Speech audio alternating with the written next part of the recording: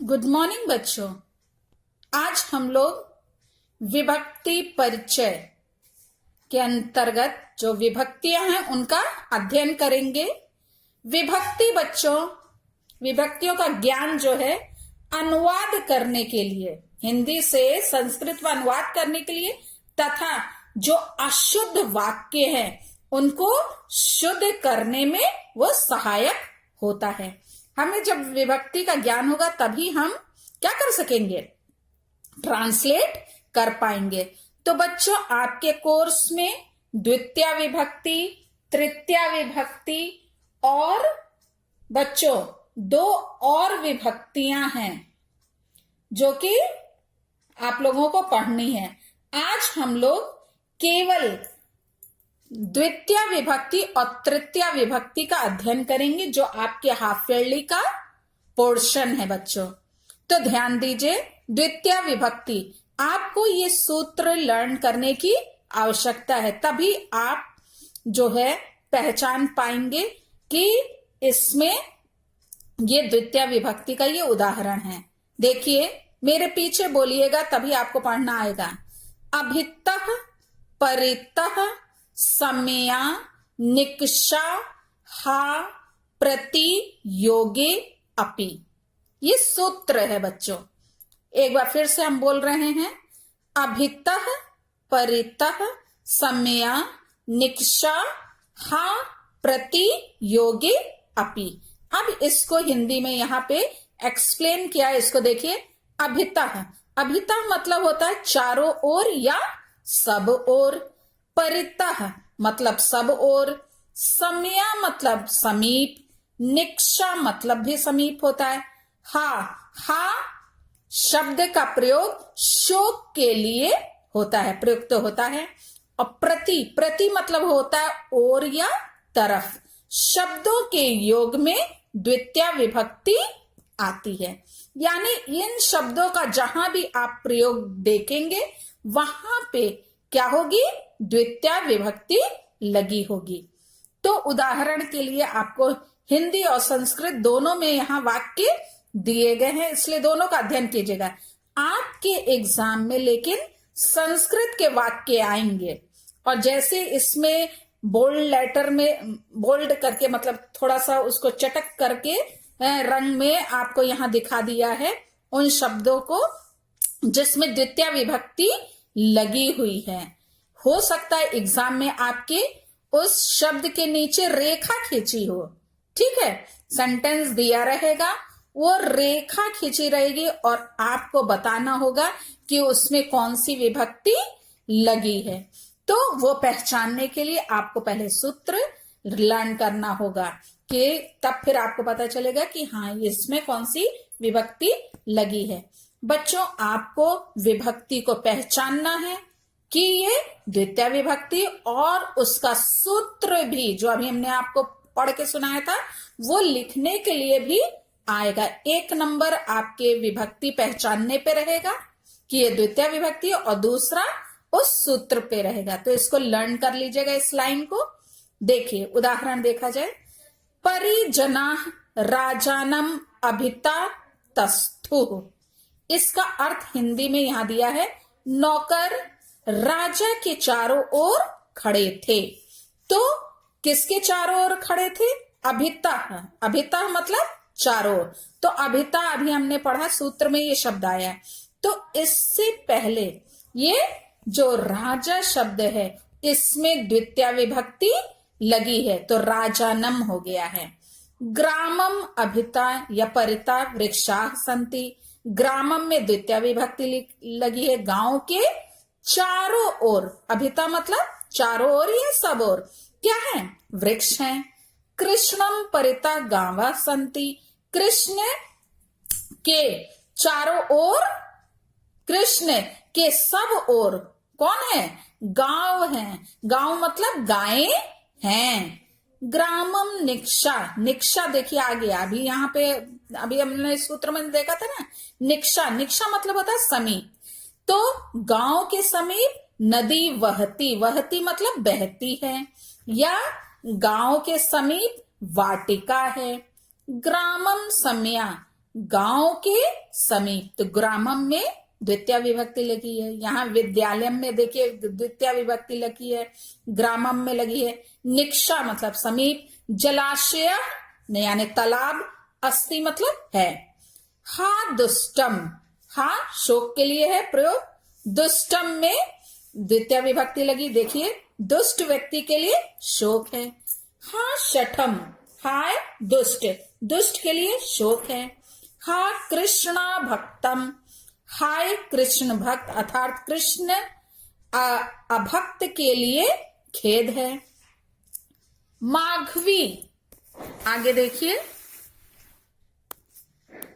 माघवी विद्यालयम प्रति याति, विद्यालय में प्रति लगा है ना द्वितीय विभक्ति, तो इसमें प्रति सूत्र में क्या आया है ना, तो उससे पहले क्या है विद्यालयम, तो उसमें क्या लग गई द्वितीय विभक्ति लगी है, तो माघवी विद्यालय की ओर जाती है।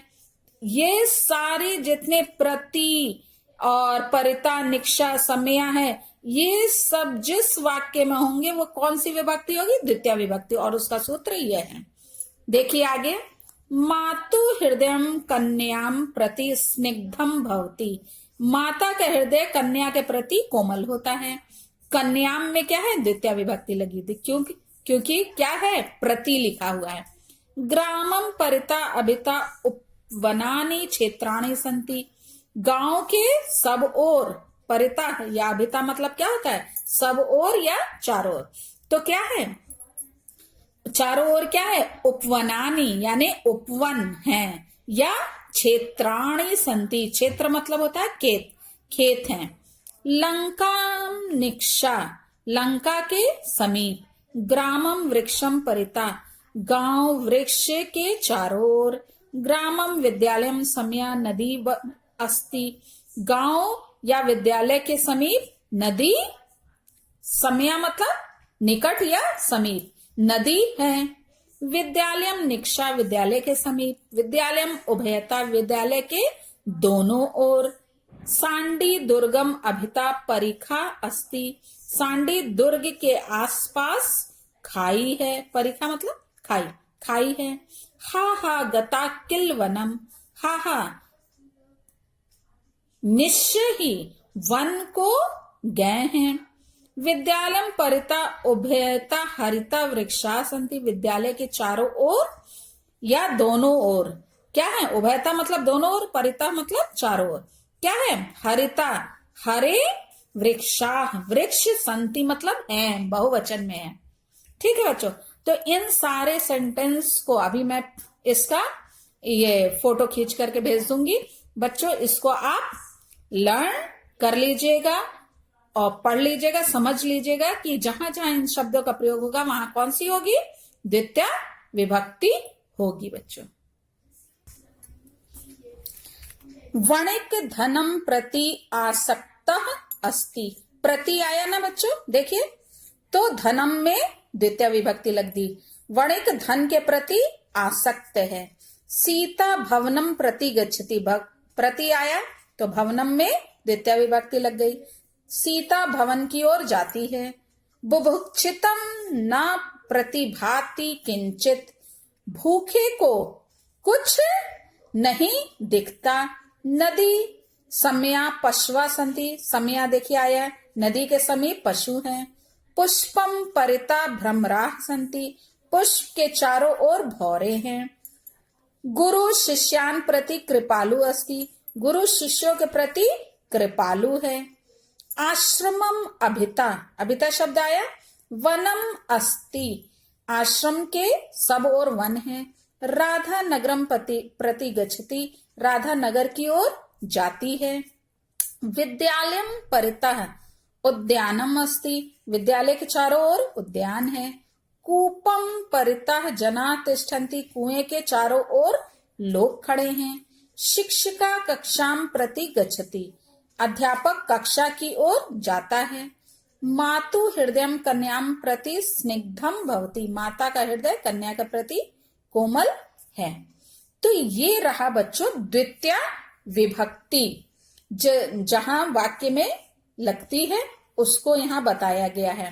तो एक बार हम लोग फिर से बोलेंगे, अभितः परितः समया निक्षाहा प्रति योगे अपि।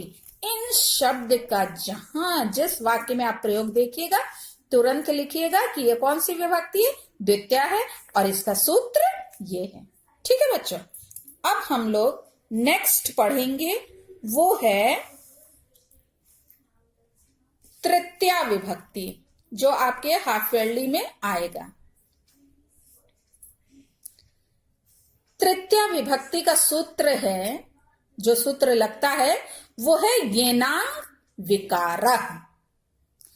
जहां पे अंगों का विकार दिखाई दे। ठीक है, यहां देखिए अर्थ लिखा है, जिस विकृत अंग के द्वारा अंगी का विकार लक्षित होता है यानी दिखाई देता है, उस अंग में तृतीया विभक्ति होती है। अब वाक्य दिया है कि भिखारी पैर से लंगड़ा है। लंगड़ा ये क्या है, अंग का विकार है, वो पैर उसका सही नहीं है, वो लंगड़ा है। तो यहां पे कौन सी विभक्ति लगेगी, तृतीया विभक्ति लगेगी। और तृतीया विभक्ति किसमें लगेगी, पादेन में। किससे लंगड़ा है, पैर से, या कर्णेन दिया है तो कान से बहरा है। ठीक है, जिस अंग के द्वारा उसके विकार का पता चलता है उस शब्द में क्या लगती है, तृतीया विभक्ति का प्रयोग होता है। ढेर सारे उदाहरण हैं, उसको हम लोग देखते हैं। देखिए, इसी में से बच्चों कोई वाक्य आपका आ सकता है और आप सूत्र याद रहेगा तो आप जान जाएंगे कि हाँ इसमें क्या है, तृतीया विभक्ति लगी और इसका सूत्र ये है। देखिए, भिक्षुका पादेन खंजा अस्ति। भिक्षुक यानी भिखारी पैर से लंगड़ा है। देवदत्ता वृद्धा भिक्षुका नेत्रेण काणा अस्ति। देवदत्त या वृद्ध या भिक्षुक क्या है, नेत्र से काना है। गिरिधरा कर्णेन बधिरा अस्ति। गिरिधर कर्णेन यानी कान से, यहाँ तृतीया विभक्ति लगी बच्चों। बधिरा अस्ति बहरा है, यहाँ अंग का विकार पता चल रहा है कि वो बहरा है। सुरेशा कट्या पृष्ठेन कुब्जः अस्ति। सुरेश कट्या यानी कमर से, या पृष्ठेन पीठ से क्या है, कुब्जा। कुब्जा मतलब होता है कुबड़ा, अस्ति मतलब है। सह मोहना शिरसा खलवाटो अस्ति। वह मोहन सिर से गंजा है। खलवाट मतलब गंजा। ठीक है। रमेश अक्षणा नेत्रेण काया। रमेश अक्षणा या नेत्रेण मतलब आंख का, काणा यानी काना है। प्रकृतिया साधु स्वभाव से सज्जन।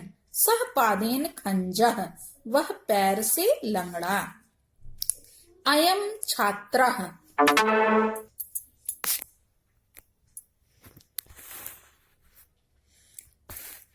अयम छात्रः पादेन खंजा अस्ति। यह छात्र पैर से लंगड़ा है। राजकुमारः राजकुमार कर्णेन कान से, बधिरा मतलब बहरा। शिरसा खलवाटा शिर से, खलवाट मतलब गंजा।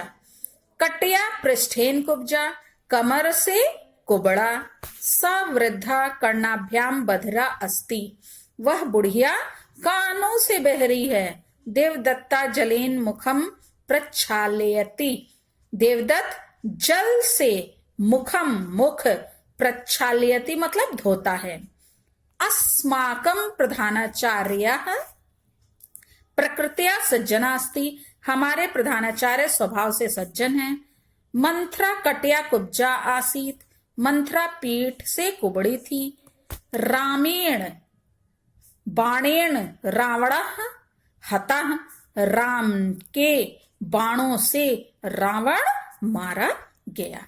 तो जिस अंग के द्वारा अंगी यानी जिसका अंग है वो उसका विकार लक्षित होता है यानी दिखाई देता है, उसमें क्या होती है, उस अंग में तृतीया विभक्ति का प्रयोग होता है। तो जहां बच्चों आपको लंगड़ा, काना, कुबड़ा या बहरा या गंजा, इन शब्दों की संस्कृत दिखाई दे वहां समझ जाइएगा और कि यहाँ अंगों के विकार है, इसलिए यहाँ पे सूत्र क्या होगा, येनांग विकारा और तृतीया विभक्ति होगी। ठीक है बच्चों, थैंक यू।